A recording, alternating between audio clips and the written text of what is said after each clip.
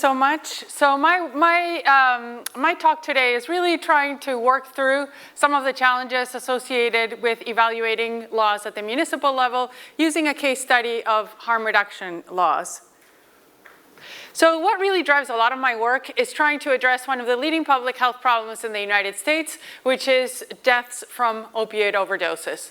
So far in this crisis, we've gone through 4 waves, and we're currently on the 4th wave, where overdoses are mainly driven by illegally manufactured synthetic opioids like fentanyl, either with cocaine and methamphetamine or without. More than 1 million people have died of an overdose since the start of this crisis, and almost half of US adults know someone who's died of an overdose. It's really important to keep in mind that at the current time, overdoses in the United States are driven by a highly lethal drug supply. Because it is driven by a highly lethal drug supply, harm reduction services that meet people where they are and give them the tools they need to reduce the risks associated with drug use are vitally important. And so what do I mean by harm reduction services? I mean, for example, the distribution of clean syringes to prevent the transmission of infectious disease like hepatitis C and HIV, the distribution of drug checking equipment like fentanyl test strips so people can check whether fentanyl is in their drugs before consuming them, safer smoking supplies like clean pipes to prevent injuries and transmission of infectious disease during smoking. I'd like to just call attention to the fact that right now we're going through a transition from injection drug use to a real increase in smoking driven drug use. And so the need for safe smoking supplies is particularly important at the current moment. And then also the distribution of naloxone, which is a medication used to reverse overdoses and prevent unnecessary deaths. So even though we know that all of these harm reduction services work, unfortunately, the availability and accessibility to these services is few and far between across the United States. For example, we looked at the availability of syringe service programs that distributed naloxone across the US, and we found that less than 20% of counties actually have a syringe service program that distributes naloxone. I'm interested particularly in looking at policies as levers that we can use to increase availability of evidence-based interventions. And when we think about harm reduction services, policies have a real opportunity to authorize, for example, the operation of syringe service programs, and to either authorize or prohibit the distribution and possession of drug paraphernalia like syringes, safe smoking supply, drug checking equipment, and naloxone. We looked at the effect that more expansive harm reduction laws at the state level had on overdose deaths compared to some of the other leading approaches that have been used by states to address the overdose crisis, including Medicaid expansion of coverage of treatment for opioid use disorder and laws that restrict opioid prescribing. And we found that at the current time, when we're talking about an epidemic driven by a highly lethal drug supply, the only type of state policy that was consistently associated with a decline in overdose deaths was more expansive harm reduction policies. So this suggests that there's real promise in more expansive harm reduction policies in reducing overdose deaths. But a lot of this work has really focused at the state level. And we would argue that that's missing a key piece of the puzzle, which is laws at the local level. In some work that we've done, we found that, for example, the counties that had the highest predicted counts of syringe service programs were those that had explicit authorization at the local level for the operation of syringe service programs, suggesting that local laws are actually vitally important in ensuring access to these harm reduction services. Because of this realization, we've decided to drill down to the local level and to explore the role that municipal harm reduction laws have on access and availability to harm reduction services and on overdose and other related harms. This is a study that I'm conducting in collaboration with a colleague, Charles DiMaggio at NYU. We're looking at two different types of laws. First, laws that regulate the possession and distribution of drug paraphernalia and naloxone, and second, laws that regulate the operation of syringe service programs. This is a map of the municipalities that we're collecting data on. It's 482 of the largest municipalities, and they represent about a third of the US population. So what I'd like to convey today is that if we think that evaluating state laws is complicated, evaluating local laws is more complicated even. And so that's what I hope I will illustrate today with some of the struggles we're facing. And so I'd like to talk about, there are many challenges, but I'd like, in the interest of time, because I have 15 minutes, talk about just three. And I'm going to start with the first one, which is just how do we get the data on what the laws are in municipalities. Okay, so think about when you are evaluating state laws. You need to collect data on what the laws are. That you're talking about 50 units that you need to collect data on. When you blow it up to the municipalities, suddenly it's hundreds of units that you need to collect data on. And that is actually really hard, time-consuming, and expensive. To illustrate, in our project, where we were collecting data on 3 types of laws, it took 3 research assistants 2 years to collect the data on these laws for 1 point in time. That's just not a feasible way to function, right? Like, if we actually want data on municipal laws, we want them not for 1 point in time, we want them repeatedly, and we don't want them just on harm reduction, we want them on many things that are important for public health. And so we need to do better, and we need to figure out a different way that's not going to take us 2 years to collect 3 types of laws. And so one of the ways that we've been thinking is using large language models to be able to automate the extraction and coding of municipal laws. So this is a project that we've just started as a pilot as part of our larger study, where we're using semantic retrieval and large language models to automate the extraction and coding of laws. What we do is, for example, as you can see on the left-hand side here, we start with a collection of municipal codes and research queries. Like here you might have Chicago, and our question might be, does this jurisdiction place penalties on the distribution of drug paraphernalia, and what types of drug paraphernalia does it penalize?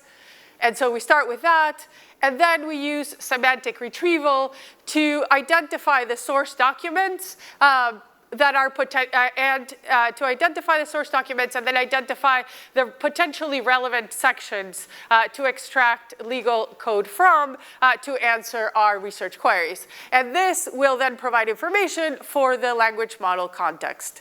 And so here you can see like the model identified these pieces of text. And then we use, with that context, we use a large language model to evaluate these segments that we retrieved to figure out which are relevant and which are not relevant, and then to generate a coded response. Like in this case, yes, the Municipal Code of Chicago does contain provisions related to drug paraphernalia.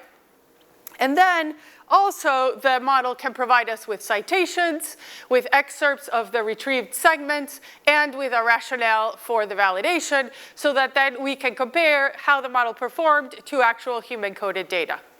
So that's the idea. It looks nicer than it actually is to actually implement in reality. There are a lot of challenges with this approach. One is just access to legal data. A lot of the legal databases are not open access. 2, the organizational structure of different databases. They're not all uniform, and that creates complexity in coding and issues of quality. And finally, validation, because in order, how good your validation is really depends on what the gold standard is and the quality of the human-coded data that you have to compare it to.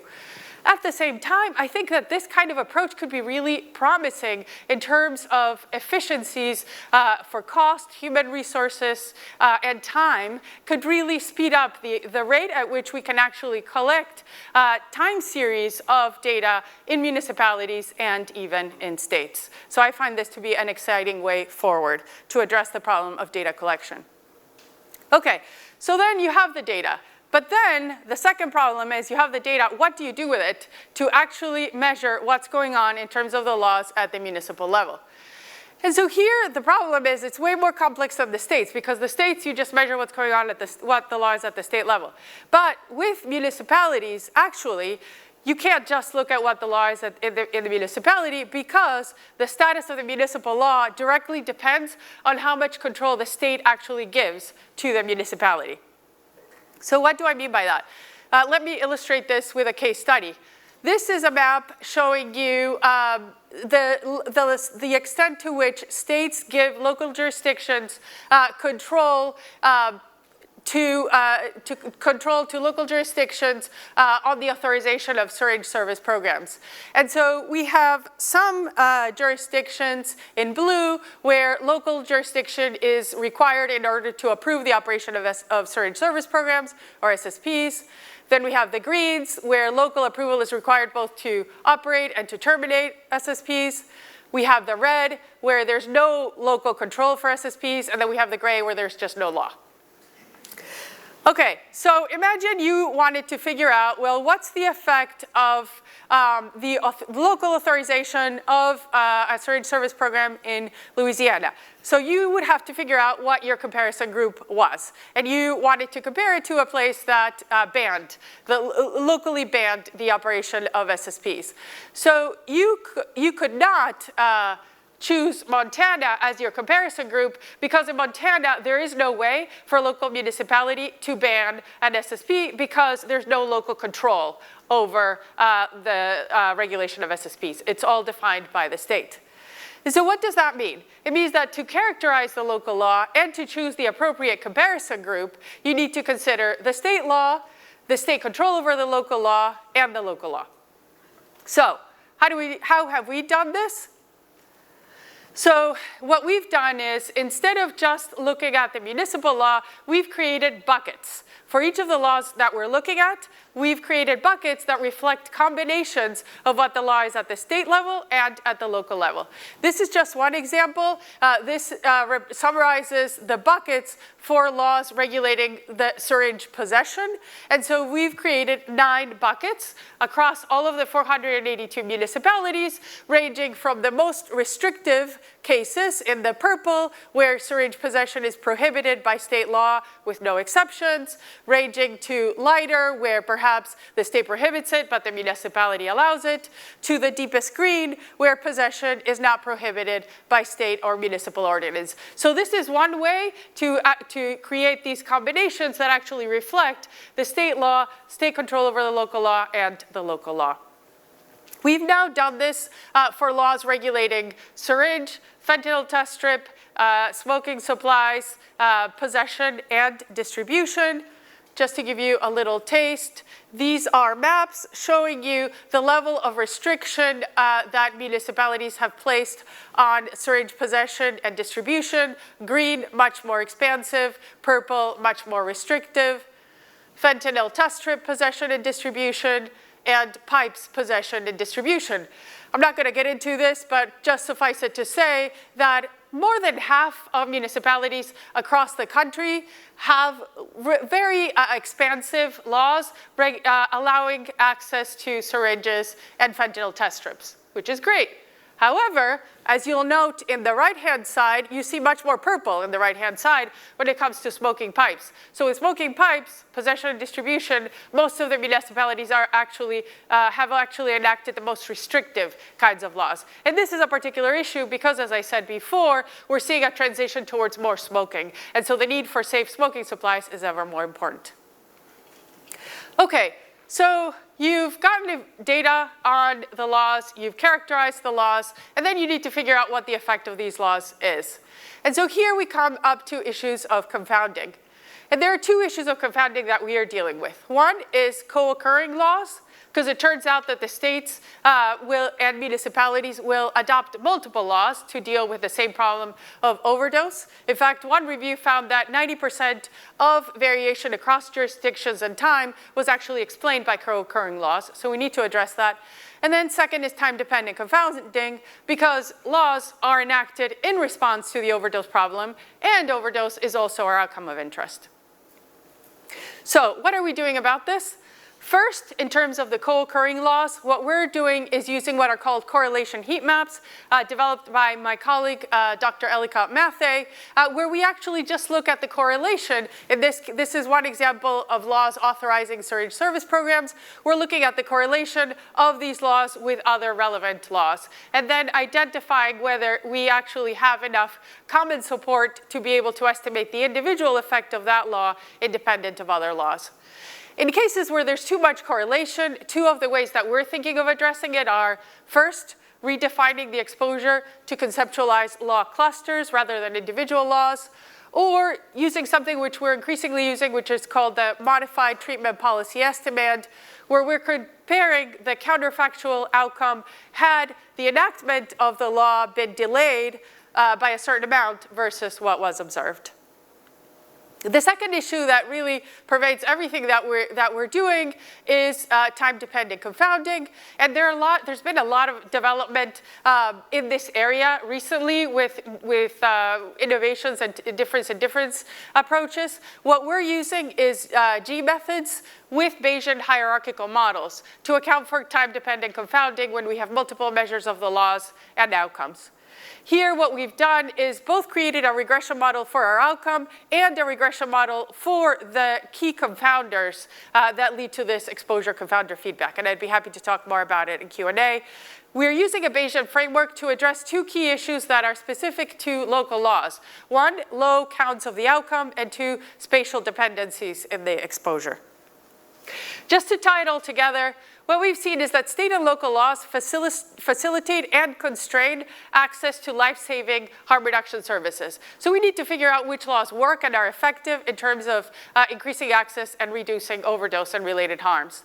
The traditional challenges to causal identification that pervade policy evaluation are even worse with municipal policies. However, I think that innovations in AI, in legal epidemiology, and in causal inference can help us address these issues. Thank you, and thank you to all of my collaborators who've really driven this work forward.